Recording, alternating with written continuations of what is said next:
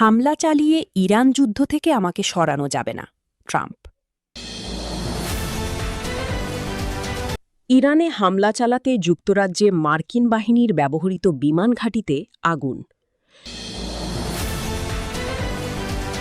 রোববার ইসলামাবাদে ফিরতে পারেন ইরানের পররাষ্ট্রমন্ত্রী। নতুন করে আলোচনার সম্ভাবনা। যুদ্ধের ক্ষত না শুকাতেই মধ্যপ্রাচ্যে ট্রাম্পের বাণিজ্যিক কূটনীতি। ক্ষেপণাস্ত্র সক্ষমতার বড় অংশই ব্যবহার করেনি ইরান। পাল্টা হামলার প্রস্তুতি জোরদার। এই ছিল আজকের আলোচিত সংবাদ শিরোনামগুলো। এখন বিস্তারিত সংবাদে আসছি, তবে তার আগে অনুরোধ রইল প্রতিদিনের আপডেট সংবাদগুলো সবার আগে পেতে ভিডিওটিতে একটি লাইক দিয়ে চ্যানেলটি সাবস্ক্রাইব করুন এবং আসবেন এবং কমেন্টে জানিয়ে দিন আপনি কোন জায়গা বা কোন দেশ থেকে আমাদের সংবাদগুলো দেখছেন।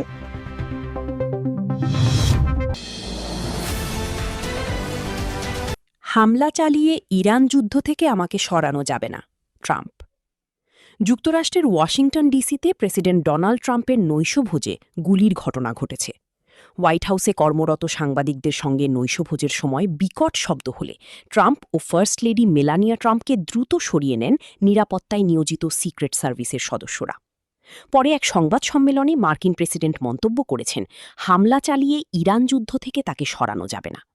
স্থানীয় সময় শনিবার ২৫ এপ্রিল সন্ধ্যায় হোয়াইট হাউসে কর্মরত বিভিন্ন গণমাধ্যমের সংবাদকর্মীদের সম্মানে নৈশভোজের আয়োজন করেন মার্কিন প্রেসিডেন্ট ডোনাল্ড ট্রাম্প। অনুষ্ঠান চলাকালে হঠাৎ ৭ থেকে ৮ রাউন্ড গুলির মতো বিকট শব্দে কেঁপে ওঠে পুরো বলরুম। এ সময় ওয়াশিংটন হিলটনের বিশাল হলে উপস্থিত প্রায় ২৫০০ অতিথি আতঙ্কিত হয়ে পড়েন। অনেকে আশ্রয় নেন টেবিলের নিচে। চারদিকে চিৎকার, বিভ্রান্তি। কেউ বুঝে ওঠার আগেই অনুষ্ঠান থেমে যায়। নেমে আসে জরুরি পরিস্থিতি। সঙ্গে সঙ্গে নিরাপত্তায় নিয়োজিত সিক্রেট সার্ভিসের সদস্যরা প্রেসিডেন্ট ট্রাম্প ও ফার্স্ট লেডি মেলানিয়া ট্রাম্পকে সরিয়ে নেন। সেই সঙ্গে আমন্ত্রিত অতিথিদের সরিয়ে নেওয়া হয় নিরাপদ স্থানে। মার্কিন গণমাধ্যম সিএনএন জানিয়েছেন, হোয়াইট হাউস সংবাদদাতাদের নৈশভোজে গুলি ছোড়া হয়। শব্দ শোনার পর ট্রাম্প দ্রুত মঞ্চ থেকে নেমে বেরিয়ে যান। সশস্ত্র কাউন্টার অ্যাসল্ট টিম মঞ্চে অবস্থান নিয়ে পরিস্থিতি সামাল দেওয়ার চেষ্টা করেন। একই সঙ্গে এফবিআই প্রধান ক্যাশ প্যাটেল এবং প্রতিরক্ষামন্ত্রী পিট হেক্সিথ সহ শীর্ষ কর্মকর্তাদেরও দ্রুত সরিয়ে নেওয়া হয়। ঘটনার পর হাজারো মানুষ বলরুমের ভেতর আটকা পড়েন। হামলাকারীকে আটক করা হয়েছে জানিয়ে হোয়াইট হাউসের ব্রিফিং রুমে এক সংবাদ সম্মেলনে ট্রাম্প বলেন, সন্দেহভাজন হামলাকারীর কাছে একাধিক অস্ত্র ছিল। অস্ত্রধারীকে সম্ভাব্য হত্যাকারী হিসেবেও সম্বোধন করেন ট্রাম্প। মার্কিন প্রেসিডেন্সিকে অন্যতম বিপজ্জনক পেশা আখ্যা দিয়ে তিনি জানান, হামলা চালিয়ে ইরান যুদ্ধ থেকে তাকে সরানো যাবে না। এছাড়া এই ঘটনার সঙ্গে ইরান যুদ্ধের কোনো সংশ্লিষ্টতা নেই বলেও মনে করছেন তিনি। ট্রাম্প বলেন, হামলাকারীকে ধরা হয়েছে। নিরাপত্তা কর্মীরা এখন তার অ্যাপার্টমেন্টে যাচ্ছে। আমার ধারণা সে ক্যালিফোর্নিয়ায় থাকে। সে মানসিক দিক দিয়ে অসুস্থ, খুবই অসুস্থ। আমি অনুষ্ঠানে থাকার জন্য সর্বোচ্চ চেষ্টা করেছি, কিন্তু নিরাপত্তা প্রোটোকলের জন্য পারিনি। হামলার ঘটনায় উদ্বেগ জানিয়ে ট্রাম্প বলেন, এই কারণেই হোয়াইট হাউসে বলরুম নির্মাণ করা অত্যন্ত জরুরি। হোয়াইট হাউসের জন্য ট্রাম্পের পরিকল্পনায় একটি বলরুম রয়েছে, যার নিচে একটি সুরক্ষিত বাংকার থাকবে। এই ঘটনায় কেউ হতাহত হয়েছেন কিনা কিংবা কী উদ্দেশ্যে গুলির ঘটনা ঘটেছে তা স্পষ্ট নয়। মার্কিন প্রেসিডেন্ট জানিয়েছেন, নৈশভোজের এই অনুষ্ঠানটি আগামী ৩০ দিনের মধ্যে আবারও আয়োজন করা হবে। ইরানে হামলা চালাতে যুক্তরাজ্যে মার্কিন বাহিনীর ব্যবহৃত বিমান ঘাঁটিতে আগুন।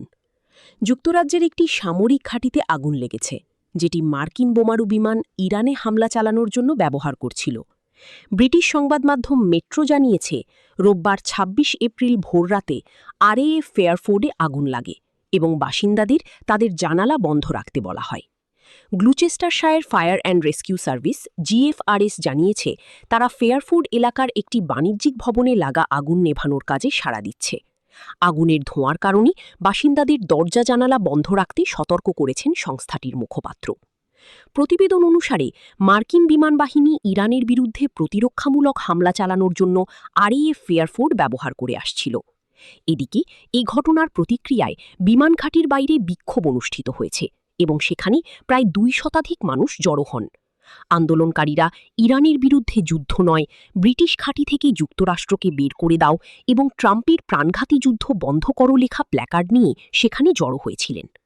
দমকল কর্মকর্তাদের বরাত দিয়ে বিবিসি জানিয়েছে, ওই সামরিক ঘাঁটিতে লাগা আগুন দুর্ঘটনাজনিত বলে ধারণা করা হচ্ছে এবং এতে কেউ হতাহত হননি। রোববার ইসলামাবাদে ফিরতে পারেন ইরানের পররাষ্ট্রমন্ত্রী। নতুন করে আলোচনার সম্ভাবনা। পাকিস্তানের শান্তি আলোচনায় এখন পর্যন্ত কোনো মীমাংসা হয়নি। প্রথম দফার আলোচনায় কোনো চুক্তি না হওয়ার পর দ্বিতীয় দফার আলোচনার জন্য মধ্যস্থতা চালায় পাকিস্তান। কিন্তু মার্কিন ইরানি প্রতিনিধিদের মধ্যে মতপার্থক্যের জন্য সেই আলোচনাও এখনও অনুষ্ঠিত হয়নি।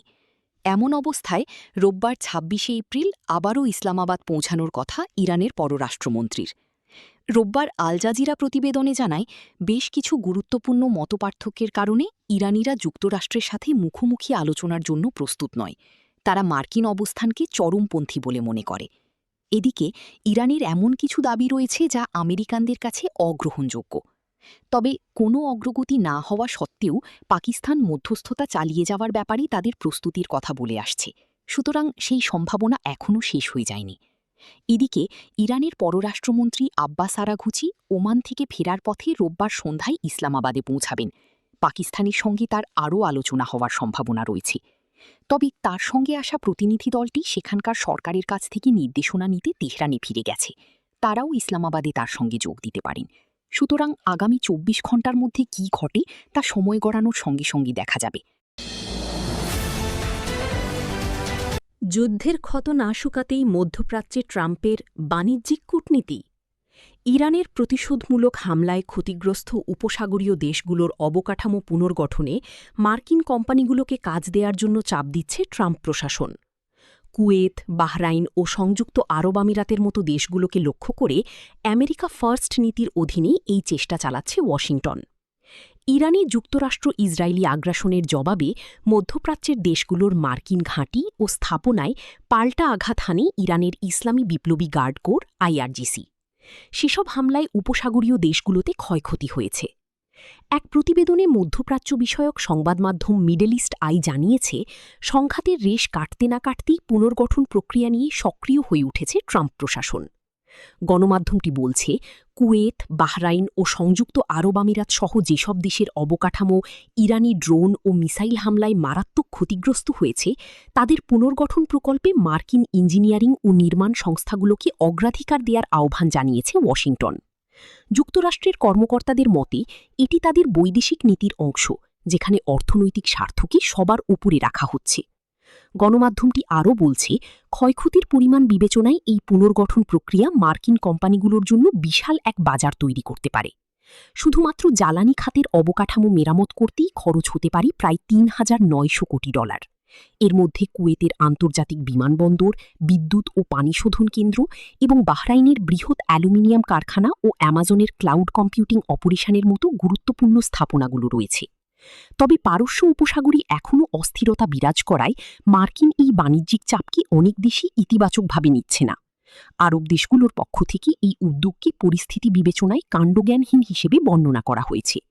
উপসাগরীয় দেশগুলো এখনও ইরানের সাথে পুনরায় সংঘাতের আশঙ্কায় রয়েছে এবং আঞ্চলিক নিরাপত্তায় যুক্তরাষ্ট্রের প্রতিশ্রুতি নিয়ে তাদের মনে সংশয় কাটেনি।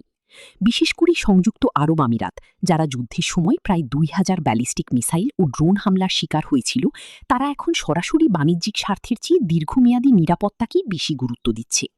এদিকে জ্বালানি রপ্তানি স্থবির হয়ে পড়ায় অনেক উপসাগরীয় দেশ যুক্তরাষ্ট্রের কাছে ক্ষেপণাস্ত্র সক্ষমতার বড় অংশই ব্যবহার করেনি ইরান। পাল্টা হামলার প্রস্তুতি জোরদার। যুক্তরাষ্ট্র ও ইসরায়েলের সাথে সাম্প্রতিক যুদ্ধে ক্ষেপণাস্ত্র সক্ষমতার একটি বড় অংশ এখনও অব্যবহৃত রয়ে গেছে বলে ইরানের প্রতিরক্ষা মন্ত্রণালয় জানিয়েছে। শনিবার ২৫ এপ্রিল ইরানের প্রতিরক্ষা মন্ত্রণালয়ের মুখপাত্র রেজা তালাইনিক বলেন, যুক্তরাষ্ট্র ও ইসরায়েলের সাথে সাম্প্রতিক ভয়াবহ সংঘাতে ইরান উচ্চ পর্যায়ের প্রতিরক্ষামূলক ও পাল্টা আক্রমণের প্রস্তুতি বজায় রেখেছে। তিনি বলেন, দেশীয় প্রযুক্তিতে ইরান বর্তমানে ১,০০০-এরও বেশি ধরনের অস্ত্র উৎপাদন করছে। দেশজুড়ে ছড়িয়ে থাকা হাজার হাজার প্রতিষ্ঠান এ অস্ত্র উৎপাদনে সহায়তা করছে। এমনকি কোনো স্থাপনা ক্ষতিগ্রস্ত হলেও উৎপাদন প্রক্রিয়া থেমে থাকবে না। তালাইনিক হরমুজ প্রণালীকে একটি নিয়ন্ত্রণের হাতিয়ার হিসেবে উল্লেখ করেছেন। একই সঙ্গে তিনি বলেন, ইরান এটি ব্যবহারের মাধ্যমে আশেপাশের জলসীমার প্রভাব বিস্তার করে আসছে। হোয়াইট হাউস এদিকে ইরানের ইয়াজদ প্রদেশের একটি আবাসিক এলাকায় মাটির গভীরে পুঁতে থাকা অবিস্ফোরিত বাংকার বাস্টার বোমা সফলভাবে নিষ্ক্রিয় করা হয়েছে। ইরানের সংবাদ সংস্থা তাসনিম নিউজ এজেন্সির প্রতিবেদনে বলা হয়েছে, যুক্তরাষ্ট্র ইসরায়েলের হামলা চলাকালে একটি আবাসিক এলাকার প্রায় ১৩ মিটার, প্রায় ৪৩ ফুট মাটির নিচে ঢুকে গিয়েছিল শক্তিশালী বোমাটি। তবে লক্ষ্যবস্তুতে আঘাত হানলেও এটি বিস্ফোরিত হয়নি। ইয়াজদের নিরাপত্তা বিষয়ক উপপ্রাদেশিক গভর্নর সংবাদ মাধ্যমকে বলেন, ইসলামিক রেভলিউশনারি গার্ড কোর অর্থাৎ আইআরজিসি এবং স্থানীয় বোমা নিষ্ক্রিয়করণ ইউনিটের সদস্যরা যৌথভাবে এই অত্যন্ত ঝুঁকিপূর্ণ অভিযান পরিচালনা করেন। কোনো ধরনের দুর্ঘটনা ছাড়াই বোমাটি সরিয়ে নেওয়া সম্ভব হয়েছে।